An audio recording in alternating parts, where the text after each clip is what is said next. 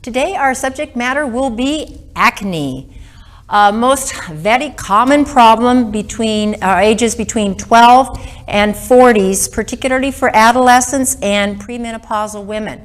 80% of people between those ages suffer from some form of mild, moderate, or heavy acne. So heavy subject matter here. I'm going to try and get through as much information as I possibly can in the time that I have. First of all, acne, we have these little glands under our skin that produce something called sebum, or sebum. And what it is it keeps the skin moist. It's an oil gland.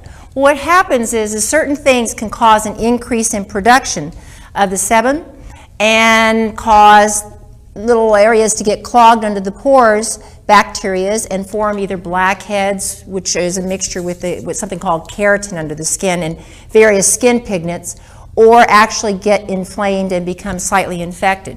So we're going to give you some suggestions today. We're going to define it, give you some suggestions as far as diet is concerned, and then the supplementation you can do to help alleviate the symptoms of acne. First of all, hormonal fluctuations or imbalance are probably one of the biggest causes of premenopausal and adolescent acne, which primarily arises from androgens, the conversion of testosterone into dihydrotestosterone, and then estrogens are somewhat antagonistic, particularly environmental estrogens. In a nutshell, hormones are fluctuating all over the place, and it causes acne and the sebum to overproduce.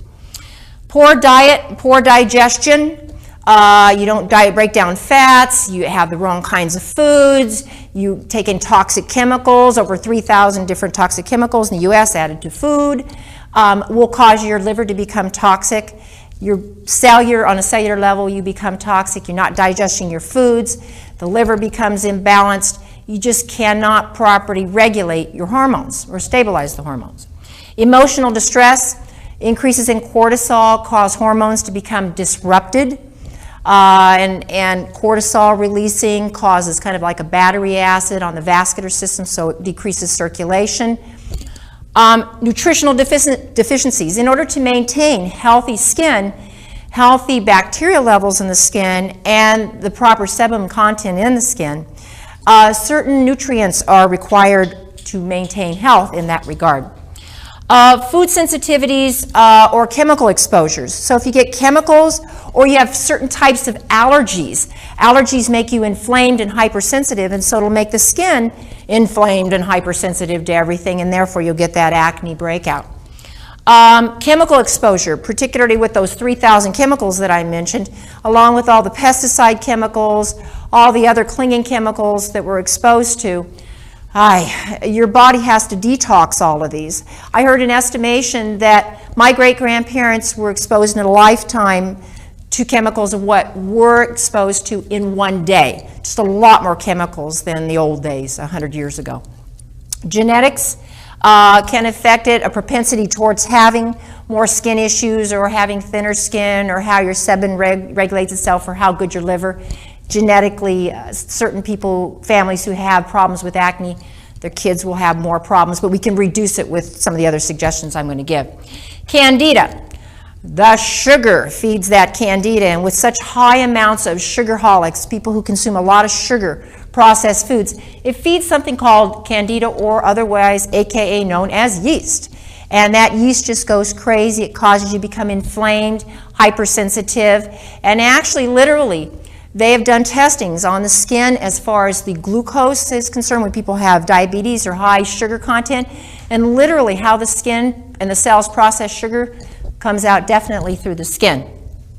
We're going to address diet first of all, and the things that you can do dietary to help, and then the things that you can avoid that hinder the process or contribute to acne.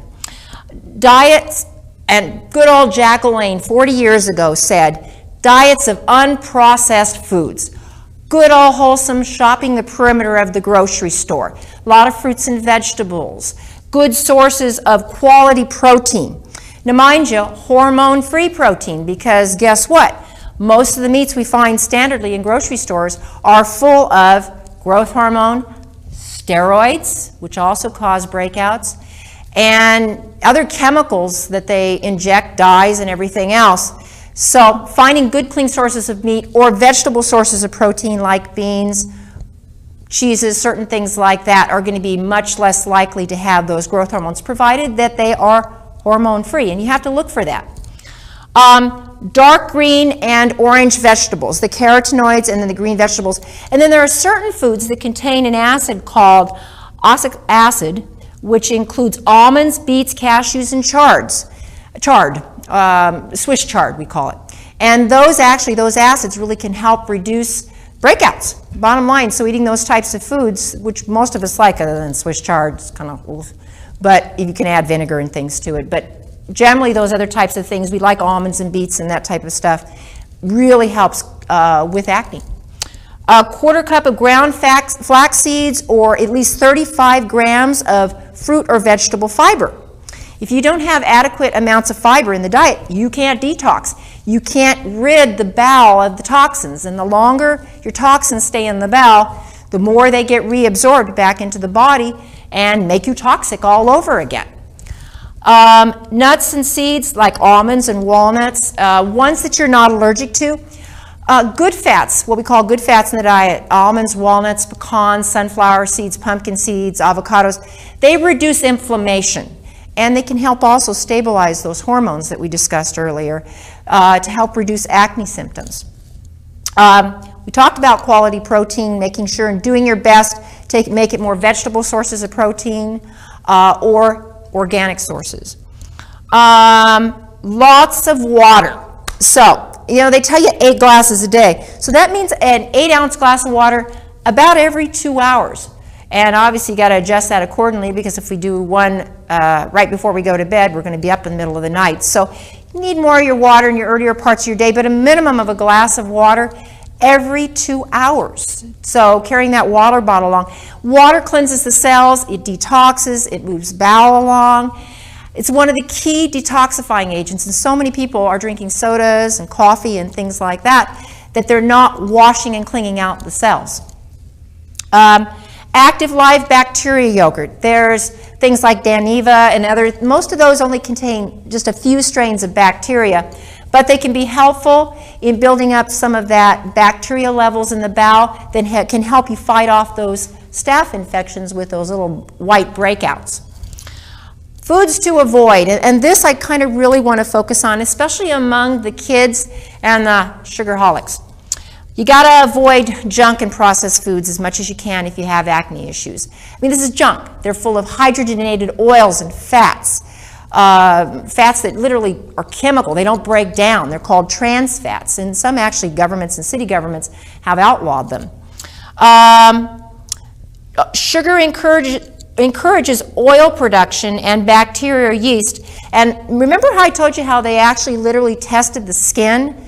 There literally is something called skin diabetes, which basically means you have these cells in your skin that hold a lot more sugar and much more sugar receptive. And under those circumstances, guess what? Sugar feeds bacteria and yeast, so you're going to break out more.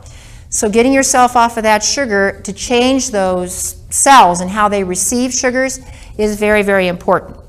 Food allergies, particularly to dairy, wheat, corn, chocolate. Those tend to be some of the worst offenders, other than hydrogenated foods, to contribute towards acne. So if you can avoid those for a while to see whether or not your body responds or reacts, or eliminate them and maybe add one at a time and see if it aggravates your acne, very good option to choose. Obviously, acne isn't just a physical thing. It affects people emotionally, especially kids. People make fun, all those kinds of things. As an adult, you can usually deal with it a little bit better. But kids are sensitive to their peer pressure.